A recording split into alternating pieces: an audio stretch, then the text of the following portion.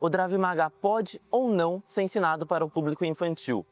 Esse é um assunto que é muito importante, muita gente tem dúvida disso, e nesse vídeo eu quero trazer isso para vocês. Esse assunto, se o Krav Maga pode ou não ser ensinado para crianças, para o público infantil, tá? Eu vou trazer o meu ponto de vista, minha opinião, mas também embasamento empiricamente baseado na educação física, tá?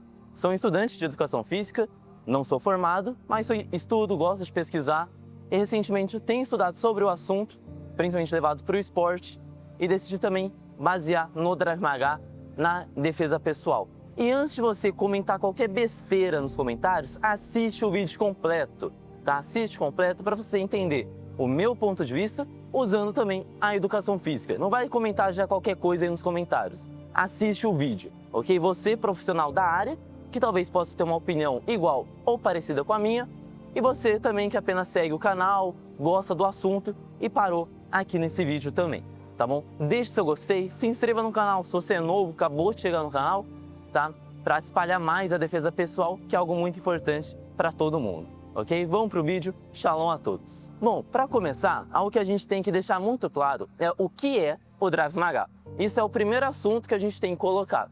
Quando vem uma criança ou um pai falando que quer treinar o Krav Maga, eu sempre me pergunto se o pai sabe o que é e se a criança sabe o que é também. Porque às vezes assistiu um vídeo no YouTube, 2 vídeos, viu uma apresentação, achou bonito, achou legal e quer treinar. Mas será que o pai, ele sabe o que é o Krav Maga? Isso é o mais importante que tem que começar esse assunto, tá? O Krav Maga ele surgiu essencialmente em situação de guerra, tá?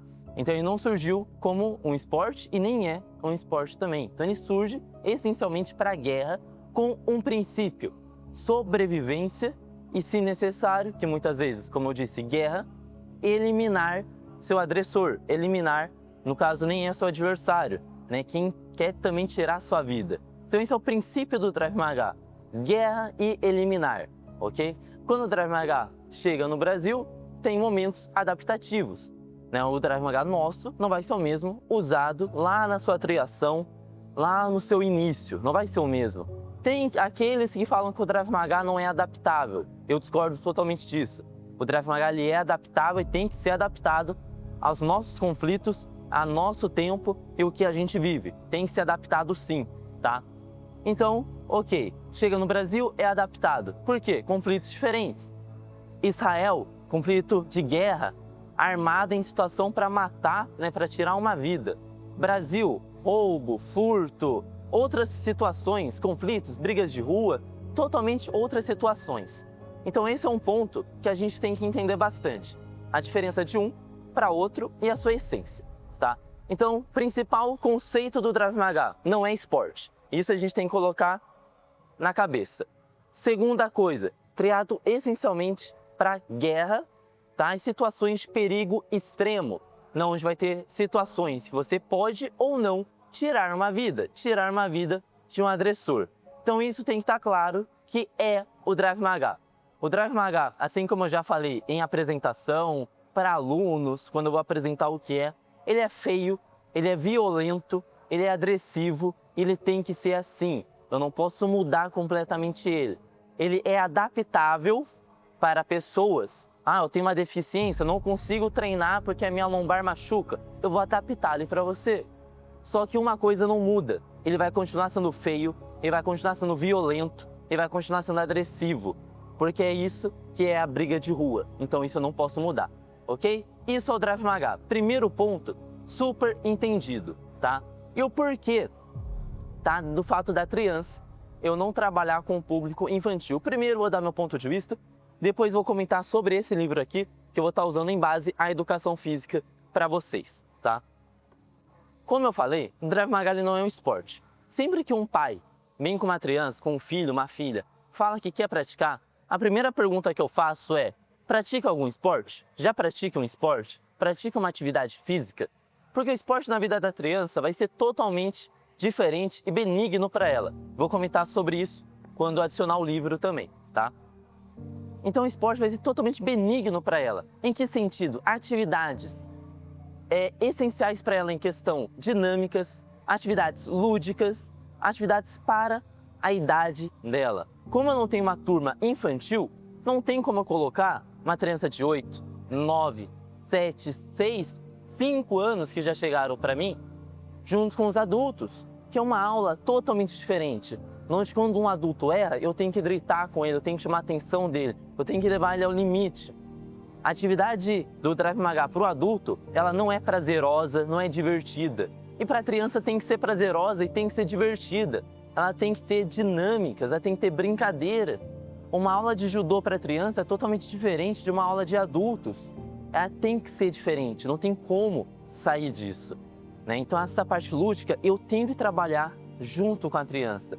E colocar isso numa aula para adultos, infelizmente, não é possível. Essa questão da brincadeira, ela tem que existir para a criança. Por quê? Conforme você vai crescendo, de repente a brincadeira acaba. Você para de brincar. Isso é algo tirado da gente conforme a gente vai crescendo. Agora já não é totalmente também o meu fato, minha opinião, mas é algo levado para a educação física. No momento que você cresce, você está brincando. É o recreio, você está brincando na escola e de repente tira, acabou a brincadeira. E tudo aquilo, atividades lúdicas, brincadeiras, acaba. Você tem que crescer, você tem que virar adulto, você está mais velho, isso é tirado de você. Então se uma criança chega e eu tiro a brincadeira dela com 8, 9 anos, eu basicamente tirei a infância dela. E ela deixou de ser criança na minha aula. Então eu não posso fazer isso, ela tem que brincar, ela tem que se divertir durante o exercício físico, tá?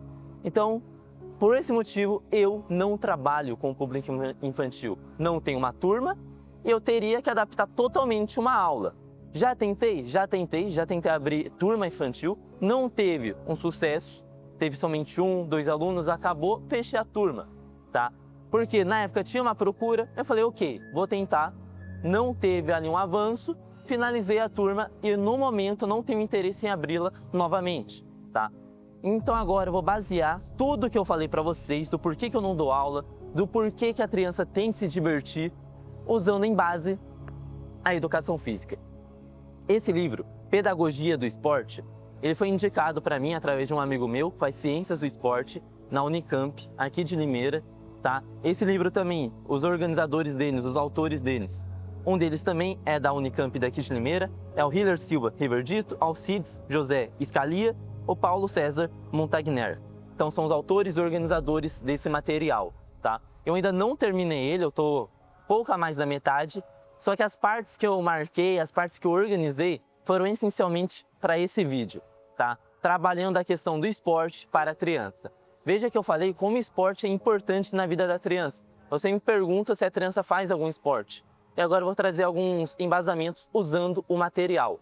Conforme eu for lendo, eu vou deixar na tela a parte que eu estiver lendo para você ir acompanhando. Então vamos lá para a primeira parte que eu separei para vocês. Vamos lá, então a primeira parte que eu separei, deixei algumas marcações para separar aqui para o vídeo. Fundamentos, princípios, características, regras, estratégia e tática do jogo, entre outros. Devem ser aos poucos apresentados de maneira simples e em nível de exigência adequado às habilidades e capacidades físicas, motoras, cognitivas, emocionais e sociais da criança que está iniciando um novo processo. Dessa maneira, o esporte deve educar, ser prazeroso, já que é a satisfação pela prática que manterá a criança no ambiente esportivo. Então vê que aquilo que eu comentei antes. A criança no esporte, ela deve ter um prazer em fazer atividade física.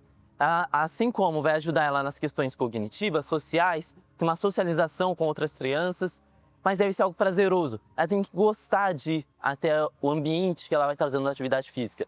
Não tem que ser algo obrigado, algo que vai fazer mal para ela. Tem que ser algo divertido, tem que dar prazer para a criança.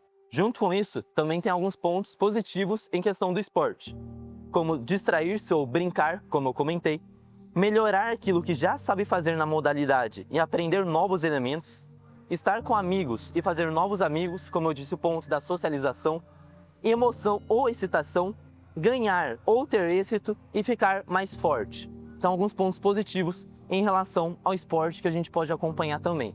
Porém, vai ter outro ponto que a gente tem que trabalhar, que é o quê? A criança, às vezes, ela não quer fazer determinado esporte. Nesse momento que eu estou falando, eu não estou mais colocando apenas na defesa pessoal, tá? Depois eu vou voltar ao assunto da defesa pessoal. Mas eu estou dando um alerta também aos pais e mães que podem estar assistindo esse vídeo em relação ao esporte. Ele é importante? Sim, mas cuidado, você obrigar seu filho a fazer um esporte que é você, pai e mãe, que quer que ele faça. Quer que ele vire um jogador de futebol, coloque ele no futebol sendo que ele não gosta. Então, vamos a esse ponto que eu separei aqui do livro que também fala sobre isso.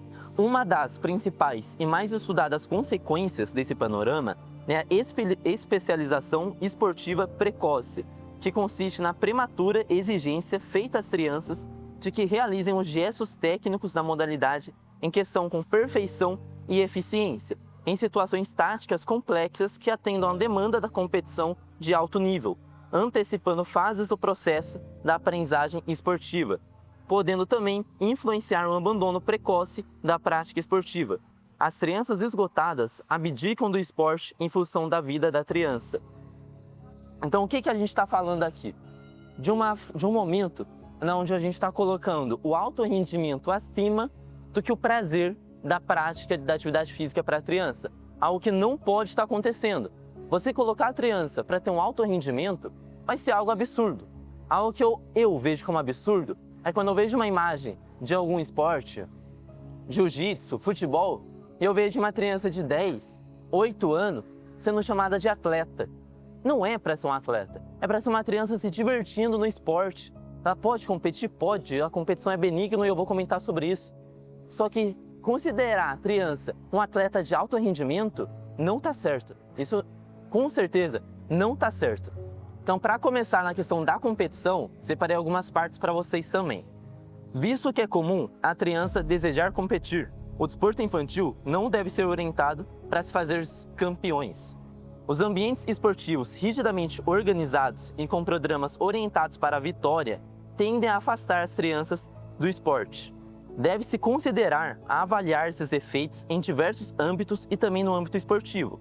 O autor nos alerta para a possibilidade de elaborarmos hipóteses acerca das intenções dos pais em relação à participação dos filhos no ambiente esportivo, como aqueles que têm a expectativa de vê-los realizar aquilo que não foi possível eles realizarem quando jovens, projetando neles o futuro e não a infância.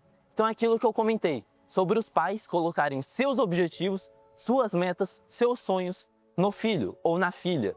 Jogador de futebol, lutador, qualquer tipo de esporte, projetando no filho. Como fala aqui, projetando um futuro e não uma infância para o próprio filho. Para finalizar a parte da competição e finalizar a parte da luta, para o encerramento do vídeo, eu vou ler apenas mais duas partes do material. Obrigar a criança a ser campeã é a mesma coisa que obrigar a criança a trabalhar numa fábrica e exigir rendimento. Então aqui a gente vê a questão do rendimento da criança numa competição, tirando aquela questão de ser o campeão, de ganhar todas as medalhas, todas as vitórias e permitir que ela entre num campeonato, numa competição e mostre o que ela treinou, as suas habilidades motoras, suas habilidades durante o seu treinamento. E não apenas valorizando o primeiro lugar, e sim o desempenho que ela teve naquele momento da competição e do seu treinamento físico. Para finalizar a parte da luta, para vocês entenderem o ponto da competição na parte da arte marcial, do esporte de combate. Lutar contra está sendo substituído pelo lutar com, estando uma criança demonstrando com o outro o que vem aprendendo ao longo das aulas, em uma perspectiva processual. Então dá para ver o que acontece na luta é que também vem mudando, tanto as questões da competição, questão do esporte e essa importância de entender como é trabalhado com uma criança. Não é qualquer pessoa que pode simplesmente abrir um horário e dar aula para a criança. Não! Você tem que ter uma especialização, você tem que entender a mente da criança. Seja uma questão pedagógica, então ter feito um curso de pedagogia, uma faculdade, que seja um curso de educação física, um curso de primeiros socorros, você tem que entender tudo da criança para poder dar uma boa aula. E lógico que conforme o tempo você vai aprendendo mais e mais, porque dar aula é sempre estar aprendendo, tá? Só que para a criança é ainda mais específico. Por esse motivo eu não trabalho. E vamos responder a pergunta definitiva. É possível ou não no Krav Maga? Sim, e deve. A criança deve aprender a defesa pessoal. É essencial. A pessoa que falar que a criança não pode ou não deve, está totalmente equivocada. Assim como o Krav Maga é feito para mulheres, mais velhos, jovens, a criança tem que aprender, só que adaptando todo o cenário. Então a criança vai aprender protocolos de segurança, o que fazer quando alguém puxa seu braço, o que fazer quando alguém puxa seu cabelo, o que fazer quando alguém está te seguindo na rua, qual o protocolo de segurança ideal para essa criança, o que fazer na escola quando você está sofrendo um bullying, o que fazer na escola quando alguém quer bater em você, te agredir. Existe toda uma questão para a criança na defesa pessoal. Então por isso que tem que ser adaptativo. Eu não vou ensinar totalmente o 100% do adulto para uma criança de 8 anos. Eu não posso fazer isso. Eu necessito dar aulas diferentes para determinada idade, tá? Então pode e deve. Só que um especialista e que estude para poder dar aula para uma criança bem feito, tá? Então esse é o meu ponto de vista e também usando em base a própria educação física. Você tem um ponto de vista diferente do meu, é um profissional da área e tem um ponto de vista diferente, a criança pode fazer qualquer tipo de aula, qualquer horário, com os adultos, tem esse ponto de vista? Comenta aqui também, deixe seu gostei, se inscreva no canal para não perder os próximos vídeos. Shalom a todos, até o próximo.